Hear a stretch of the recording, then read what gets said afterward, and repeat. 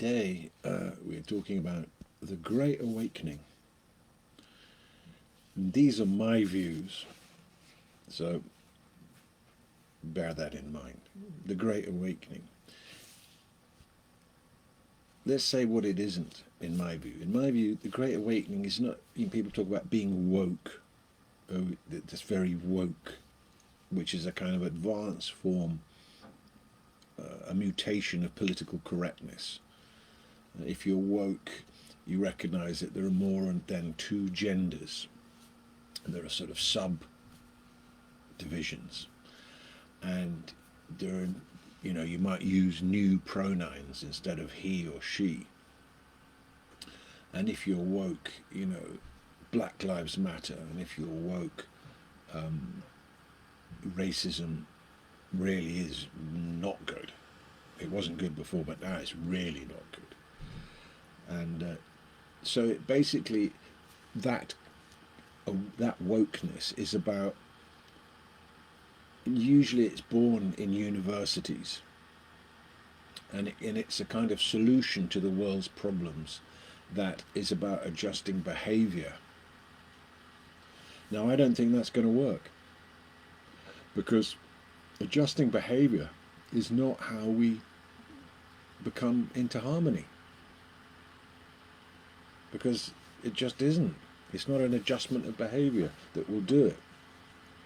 It has to be something more profound than that. There's no waking up in adjusting behavior. It's simply adjusting your behavior. Now you will use these words, or now you won't have these kinds of conversations. But unless you've rooted out the fundamental cause of why there was racism in you, if you haven't rooted that out, the ignorance that generates that, then putting a plaster over it, or trying to, make a resolution. I won't. I will consider everybody, and I will not think this way, and I will accept everybody's right to be who they are, and take on any. It's not. It's very superficial. And then there is another kind of great awakening, which is the handle that has been taken on by Trump and the AI-generated psyop, QAnon, which is a very subtle thing. The world's never seen something quite like QAnon. It's weird. And basically, it's the idea that it's not just QAnon, actually, it's the whole truther movement. Knowing the truth about the royal family, they turn out to be lizards, that doesn't constitute an awakening.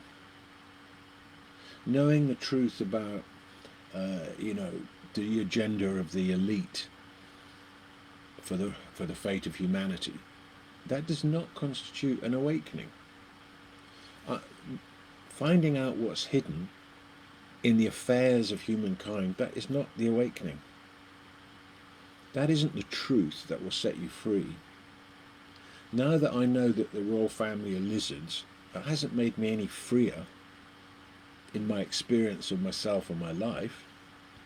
It's just, okay, they're lizards. And that's it's the same with all of these things.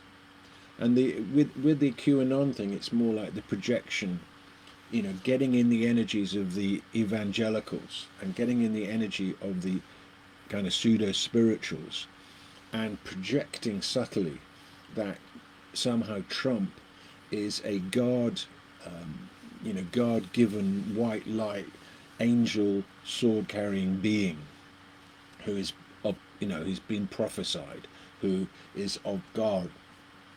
They even use the word biblical. It's biblical what he's doing. In fact, at one point I read that there was inquiries made about the possibility of adding another book to the Bible, the Book of Trump. They actually thought, could this be possible? Could he be made a saint? Because they were seeing that, he was an agent of the end of days, which preceded the Great Awakening, and Of course, this is all, from my view, is complete nonsense. You know, if you look at the facts of what Trump has done, there is absolutely no way you could come up with a conclusion that there's a great awakening happening driven by him. You know, he is the swamp. Everything that he's done, pretty much, all the bills that he's passed and the rollbacks that he's created, pretty much all of them serve the military-industrial complex. They serve corporations, and they damage the environment, and for this the normal person, the normal citizen, very little. So he's projected as it was a subtle ploy. He was projected as this saviour character who was, you know, fighting the forces of darkness. He is the darkness. He's exactly the embodiment of the kind of attitudes, the sleazy attitude toward women, the causing division everywhere, a kind of slightly hidden racism, a white supremacist undertone, all of these things just really awful. And nothing of the Great Awakening there at all. So what is the Great Awakening then, in my view? That's something else. The Great Awakening has been happening for quite a while. And basically the awakening is coming out of the realization that you were dreaming.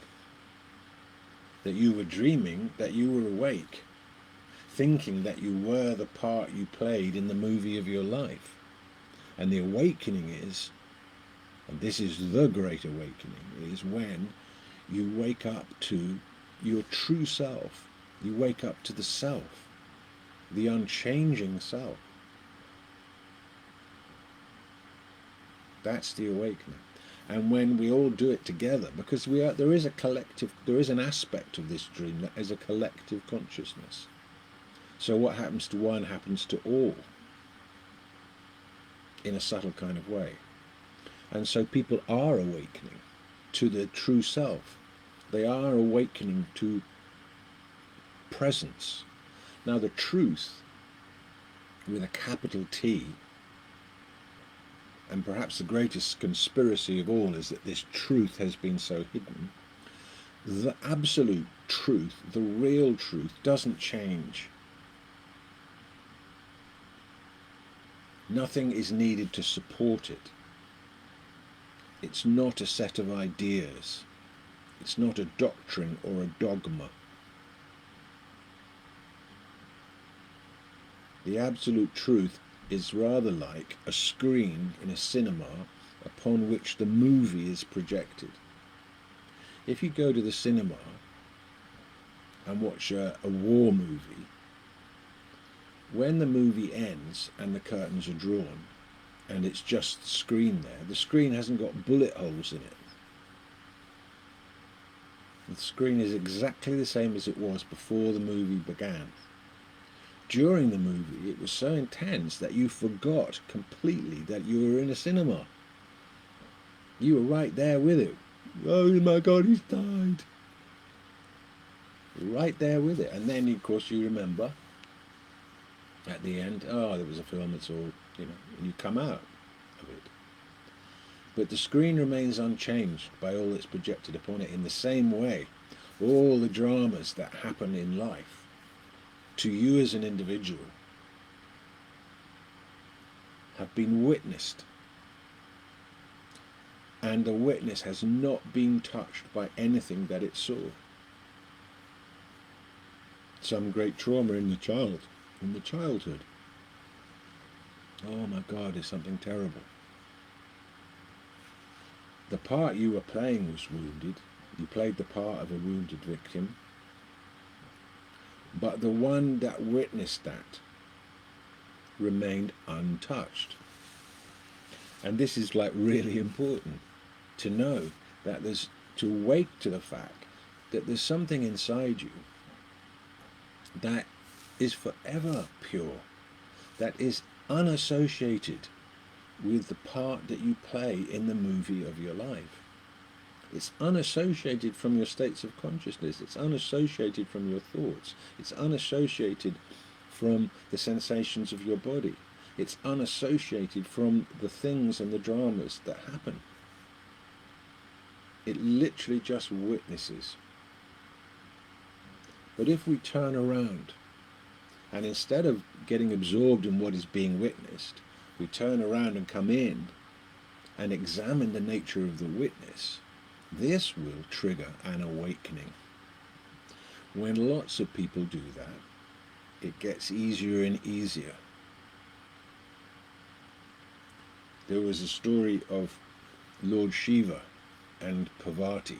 Lord Shiva, the great, one of the three great Hindu gods, Lord Shiva. And he had a beautiful wife, Parvati.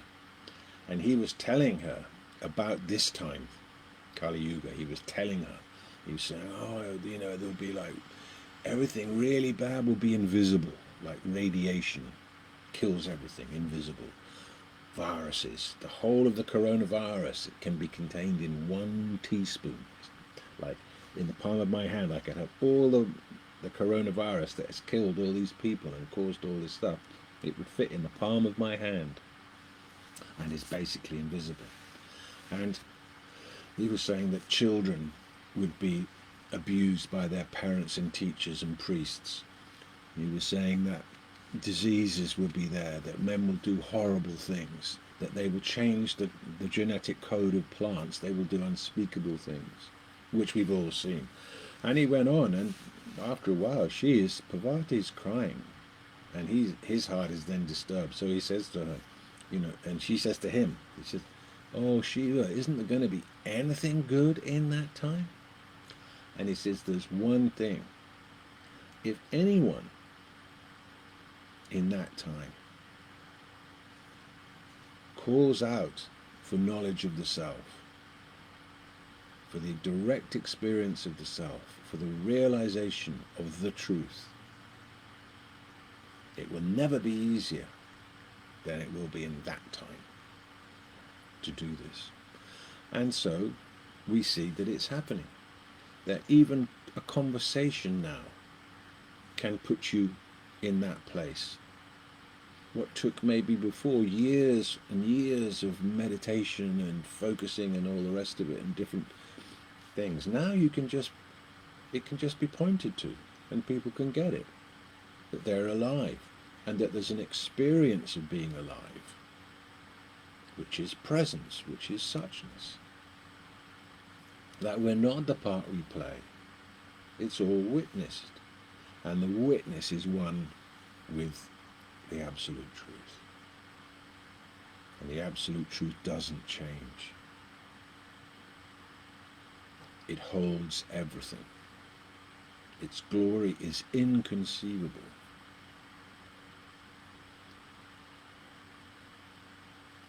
The absolute truth awareness is how molecules, subatomic particles, communicate with each other.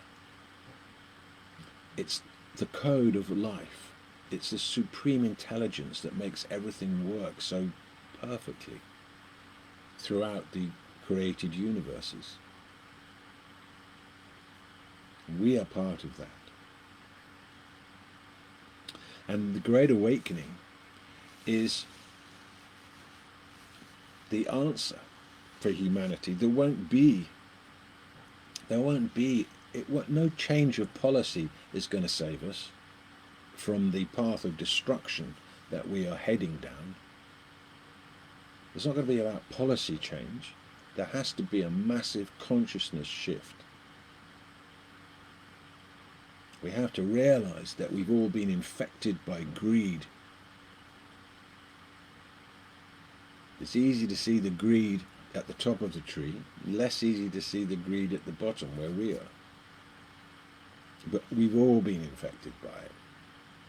And that's the idea that something out there, a rearrangement of circumstances, in this case in terms of my bank balance, would satisfy and cure the ache in my heart. I'm not satisfied because I haven't got enough. Okay, let's go and get some more then. And so you get people spending their lives doing that, always wanting more, never satisfied. Oh, if I had one more child, that would be it. Oh, I'm not satisfied because, um, you know, I haven't got a car. I've got a car, I need two cars. I am what I've got, we think. And if I've got a better car than you, then I get a sense of identity and satisfaction out of that, which is completely illusory. So we're all infected by it, and we're all going out to try and find whatever the balm is that will cure our existential sense of disease. Something's not quite right. And so we're all blindly trying to change circumstances to fix this feeling of that there's something wrong in us with life. So the consciousness shift, the great awakening, is where we turn within. Even a little bit's good. We turn within and access the peace. And turn within and recognize ourselves as the witness. And the witness is when you feel that presence of the witness, of your life, of the truth of you, you feel immediately complete. Extraordinarily, you feel totally complete. You need nothing more than that. Nothing's going to make that better. Not to say that you can't have more and all the things you want in the world, but you're coming from a place of completeness, and you recognize that your neediness for this or that was coming out of a psychological misunderstanding. The truth was hidden. The truth about you and the truth about life turn out to be the same.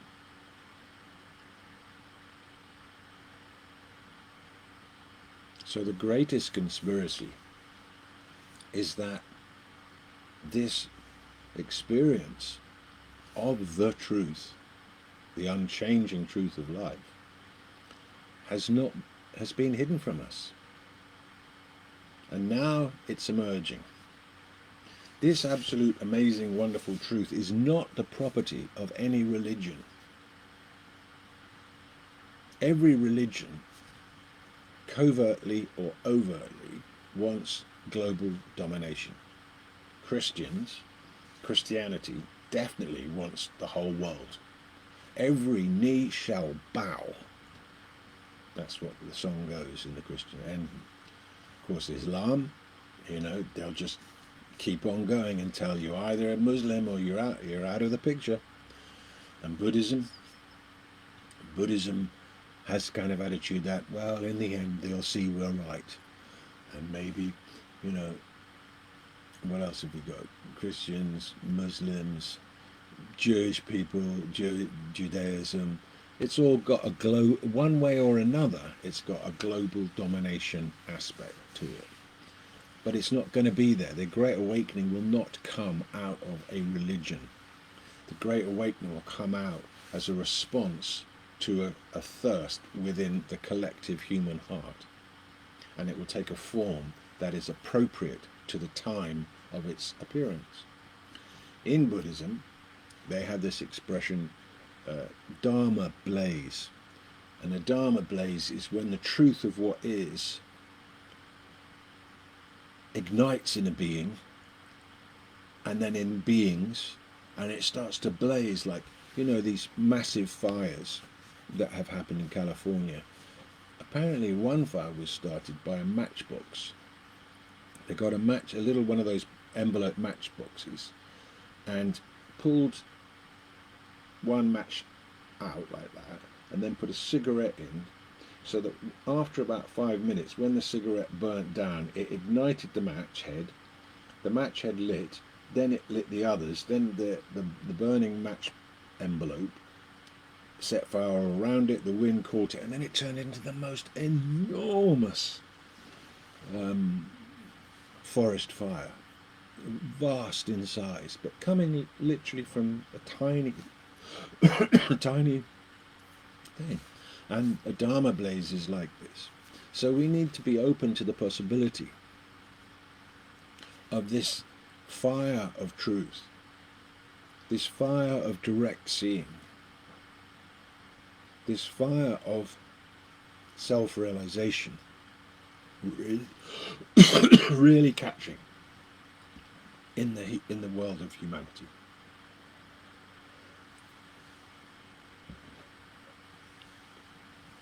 Which is something that it can do and actually is doing. Sometimes if you go on a protest or you just are with a lot of people, well, when I do this, I can really feel it. You know, I can really feel that, yes, we're all different. Yes, we're all a bit in our heads, thinking we are this ego self, the part we're playing in the movie. But sometimes it's just such a feeling of love and possibility that when we're together, somehow it seems to become more obvious to me that we are humanity, that we've got charms in our genes, we've got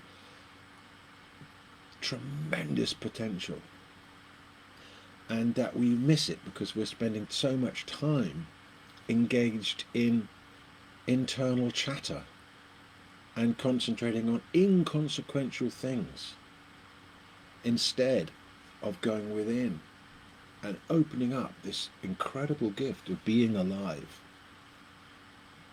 There is clarity. There is the peace. There is the fulfillment. Each time one returns into presence, there is the complete fulfillment. There's no sitting in presence and wanting more. There's no sense of dissatisfaction. Indeed, there's no sense of suffering when you're in that place, still and awake. So the Great Awakening, which is what we pray for, the Great Awakening, which we don't really know how to bring on, the least we can do is be open to the possibility of that. That some kind of grace. If I look at my own life,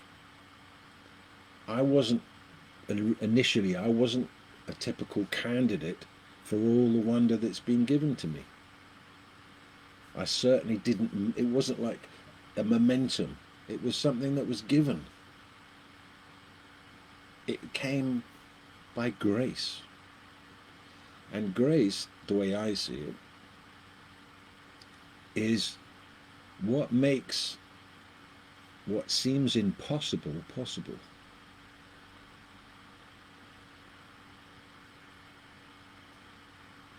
So it seemed impossible that I would ever put my burden down, my pains and my sorrows from my childhood. It seemed impossible that would ever happen. But somehow it did. The way to do it, the people I needed to speak with, the things that I needed to have, the experiences, they all were given. And now here I am. So I just take it that if it's possible for me to make that transformation, then it's also possible for the world, for humanity to awaken. And of course, one of the things that awakens us is crisis. And in that sense, sitting at home locked down, not being able to distract ourselves so much, being kind of fixed in a place with each other or on our own, something good may come out of that. Something good, I think, is coming out of that.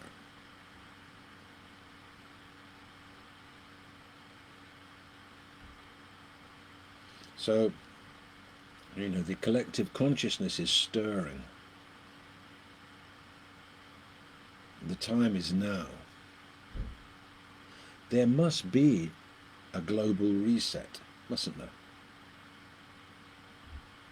But that reset must come from a shift in consciousness, an awakening within. And then consequently from that will come actions motivated not by greed, but by kindness. The awakening in an individual activates kindness, activates generosity. So then we'll do the kind thing, which is give everybody what they need. A home, water, food, education. And now with AI and supercomputing and quantum computing, we will have the capacity to work out all these problems. Fantastic solutions are now making themselves available to us if we use that technology in the purpose of sorting out and resetting everything in an equitable way. All the debt, let's wipe it out, we don't need it. The military-industrial complex, the weapons, let's demilitarize the planet. It's too much problems. Fuel and the environment, let's completely transform that. We don't want no more pulling out of the ground stuff. There's another way. Nuclear power, let's find a new way to deal with that. Let's reset the way we are with each other. Let's reset our priorities.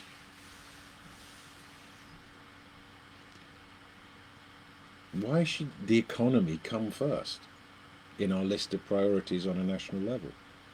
Why shouldn't it be the environment? First of all, the place you are, that's got to be your number one priority. That the air you're breathing is clean and clear. That the water you're drinking is not filled with chemicals, it's pure. That the food you're eating is wonderful and fresh. And these values are born out of an awakening. Any kind of reset that doesn't have its birth in an authentic inner awakening to the way it actually is, it'll just be the same as any other political thing. Some will benefit and most won't. Imagine that. Imagine everybody actually getting, you know what, we need to redistribute the wealth fairly so that everybody's got what they need. It's just not right that a tiny percentage should have such vast fortunes. But what's interesting about those guys who are hugely wealthy, you see the pictures of them, the Bezos, the Zuckerbergs, the Elon Musk, they just definitely don't look happy. They don't look any more happy than someone who's, just got their benefit check and going down the path. They don't look any more happy. In fact, they look a bit weird to me. Because there they are, with more money than anybody's ever had in the history of the world. And they're just still experiencing the dissatisfaction of not really being connected, not really having had that great awakening. That is a possibility for a human life. So I wish you that great awakening if it hasn't occurred to you. But it may be already happening. The way to get that awakening is to spend enough time in pure presence, quietly, in this now. And if you spend enough time in it, it will trigger naturally an awakening process that will bring up whatever is in between you and being awakened. And that will be your path. But it comes from a choice. Yes, please. Let that be so. And I choose it. And please help me. Please help us. Because we are so stupid. So if you would like a reading with me, an individual reading with me, online or in real life, I do it. We can have a great conversation, and that's on a donation basis. And I do this every morning at 9:30, so thanks for coming, and see you again. If you have any questions, let me know. If you have anything you'd like me to talk about, it would be interesting. So feel that wonderful place right now.